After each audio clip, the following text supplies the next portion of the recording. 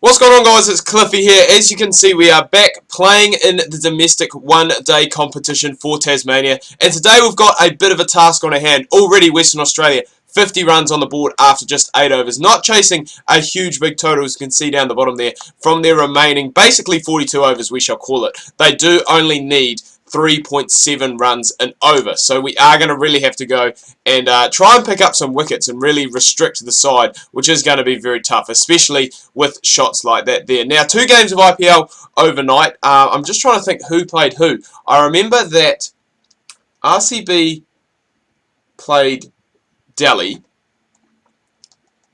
and the Daredevils won that one on the back of Quinton Cock. I think he scored 100 off 48 deliveries, finished with 108 in the end. So well done to him. I think they chased down, I think it was around 180 they chased down, so they got that.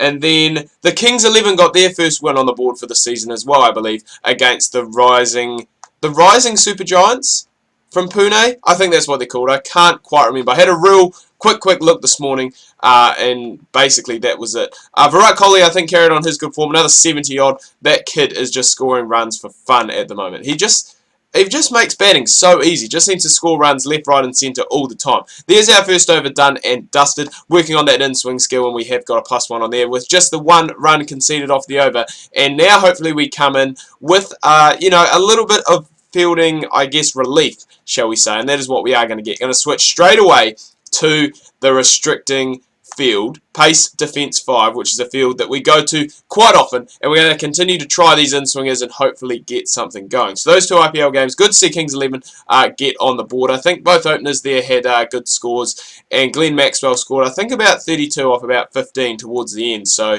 if he finds a little bit of form, I think the Kings 11 side can go quite far in the tournament, because he is a very key player. And you've got Murali Vijay up there, who is a very consistent opener as well for the Indian national team, along with his Kings 11 teammates. So, you know, I think the potential is there, and I'm a bit disappointed with Pune as well, because they started off so well. I think they had a win in their first game, and now they've lost the next 2. A lot of people saying about MS Dhoni's captaincy. Irfan Pathan was in the side today, because I think there was a quote somewhere, I can't quite remember where it was, but there was a quote that said that Dhoni doesn't have, and in his side, he doesn't have the greatest of all-rounder abilities. And you looked at his side that played last night, and he had Pereira and Irfan Pathan, who are both, I think Pereira still does play international cricket for Sri Lanka, but obviously Irfan Pathan, a former international player for the Indian national side, and Irfan Pathan is one of those guys who's kind of a bit of an unforgotten face of Indian cricket. Like, personally, I think, maybe not now because he is getting a little bit older, but go back 2 or 3 years, he really should have been in that Indian national setup, especially I think for limited overs cricket, especially for games not played in India. You know, games where you know, in New Zealand or Australia or South Africa, where, or even England, where pitches are more, you know, susceptible to seam bowling. And he would have made a very good addition as one of those guys who could come in and bowl, you know, just bowl seam-ups and be that all-rounder that I guess India kind of are looking for. I think they've found it with Pandhu, I think his name is, who played in the T20 World Cup. You know, kind of that guy who can bat 6, maybe 7, and be useful with the ball, you know. But I think Irfan Pathan is really that guy. And you do have the option with him as well. He can open the innings because he has done it before for the Indian national side. But, yeah, really a guy who I think has been underused by the Indian Cricket Board and really should have played a lot more internationals than he did. So you got that. So obviously he played. I think he only bowled 1 over and went for, I think he went for 6 or 7 or maybe 8, which in a T20, you know, that's not too bad. That's pretty standard, pretty stock standard, shall we say. Pereira bowled 3 overs. This is Tusara Pereira from Sri Lanka. Bowled 3 overs, went for 30, and I think his, that's just over the fielder. Again, they're going to, what is my fielder doing? I was going to say they're going to get 1, but they're actually going to sneak 2. Possibly looked like they were coming back for the 3rd, but shouldn't have even got 2 there, so I'm a bit disappointed with that there. But Pereira, yeah, went for 30, I think, off his 3 overs, including 15 off his first over, and everyone was like, Dhoni, what are you doing? Why are you not using Irfan Pathan more? I don't know. But, I mean, you've got, obviously, those guys. You've got Ashwin, who is in a little bit, you know, Ravi Ashwin, because there are 2 that play in this Pune side. But, yeah, Ravi Ashwin just seems to be struggling a little bit. you know, with both bat and ball, and those struggles kind of, I guess, stemmed from a little bit the World T20 where he did struggle in that tournament as well. Wasn't really at his effective best that he can be, especially in Indian conditions. Well, Asian conditions, I guess you would say. He is a very, very dangerous bowler, but for some reason, World T20 just couldn't get it done, and he has brought, I guess, that lack of form, shall we say, into the IPL as well. But the season has only just begun. As I said, they have only played 3 games. I think they've got another, if my maths are correct, about another 11. I'm pretty sure you play everyone home and away, you know, 1 at each, which would equate to 14 games. So, yeah, still 11 games left for most teams. So the season is still very much out in the open. But obviously, I think it's looking good for the Lions. The Lions are a side, and I think this was on the same article that I was reading from Reiner, is that, you know, Dhoni was obviously saying he had a lack of all-rounders.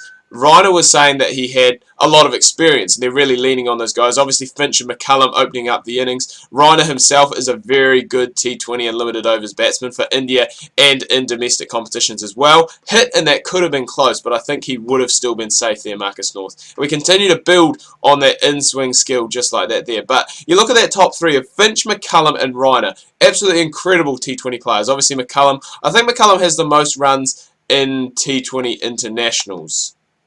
Possibly. And Finch was the highest rated T20 player, T20 batsman, I should say, sorry, for a long time. I don't think he played for about 12 months, had an injury or something, and was still the #1 player. Saying that it was a World Cup year and not much T20 cricket was played, so it's hard to obviously reshuffle the rankings around like that. McCullum's had a bit of I wouldn't say an off season so far, but a little bit of an inconsistent season compared to Finch. Finch has been scoring runs quite freely. I think he's got maybe 2 or even 3 50s in the 3 games that he has played. I'm pretty sure he's played 3. I could be wrong. He may have just played 2. But I think McCullum had a 4. No, they must have played 3 games. I think he had a 4 in the first game. Then he followed it up, I think, with a 49 or something, a quite brisk 49, and then had a 6 in the last game.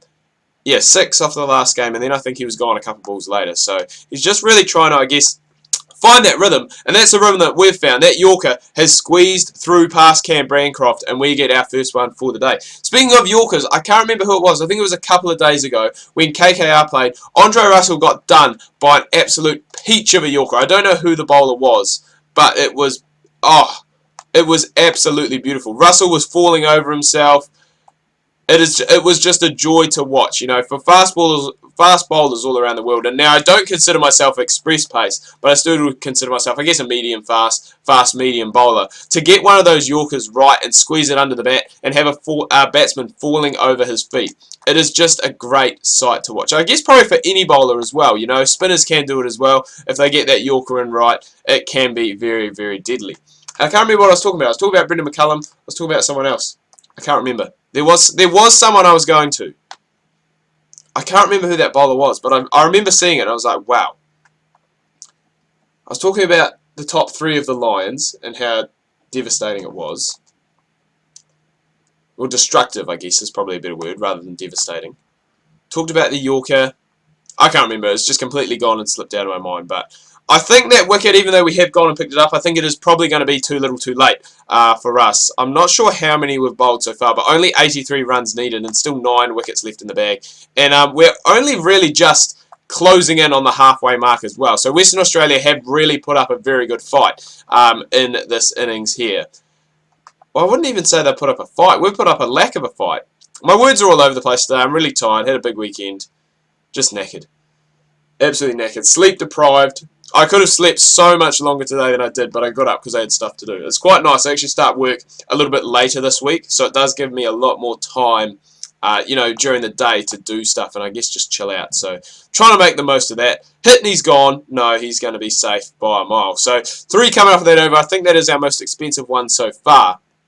And just continuing to work on that in-swing. It worked well to Cam Bancroft. Obviously that Yorker getting in, beating the bat. And we really want to go and try and do that again because at the moment, it is looking as though Western Australia are just going to absolutely cruise to a victory, probably within, you know, the next 15 to 20 overs. They should get there with about 5 to spare, and that probably is being generous to them. Especially when you have a set player like North. That one there is swinging away. In swing to the right-hander, away swing to the left-hander, so no point reviewing that one. It would just be an absolute waste. And I think we've bowled basically just all Yorkers today. we've got to mix that up. We are not going back to my career, episodes 1 to 10, where it was Yorker City around here in this place, before the patch when you used to be able to pick up wickets, very, very freely. But I think it has been majority of Yorkers today, so we are going to go and mix that up for the last couple. I mean, we've got men out on the boundary now, so if he decides to go, for a bit of a lofted drive, we do have players in those positions, and with the way we are bowling, if he goes for try and flick it off his legs, get caught there, we've got a third man, we've got a guy down the ground, so there is plenty of cover. There's probably no cover out there, though, just as I say that. He goes for that big waft, I guess, would be a good way to describe it. Gets away with it because no man out there. But again, just a 2 off it. So we have done our job as a bowler. We have been very economical, and that has been, I guess, the story of this career mode. As you can see, 7 overs, 1 for 14. And I can't imagine that we are going to bowl out a 10 overstay, which is the first time in a long time that has happened. But as I said, the Western Warriors are getting up there very comfortably in the end, 9 overs. I said 5. Marcus North, 114 not out off 132. And Voger's coming in at the end, 32 not out off 28 deliveries. But I'm going to finish it off here, guys. Do hope you've enjoyed this video. If you have, please remember to leave a like. If you are new, please do subscribe. Make sure you check out my Facebook and Twitter. Links that can be found down below in the description. Hope you've had an awesome weekend and a great start to your week. Make sure you tune in tomorrow. I've got more foot draft coming your guys' way. Semi-finals, I believe. Can we get to the final in our first foot draft? You guys have to tune in to see. As I said, hope you've had a good start to your week, and we'll see you tomorrow.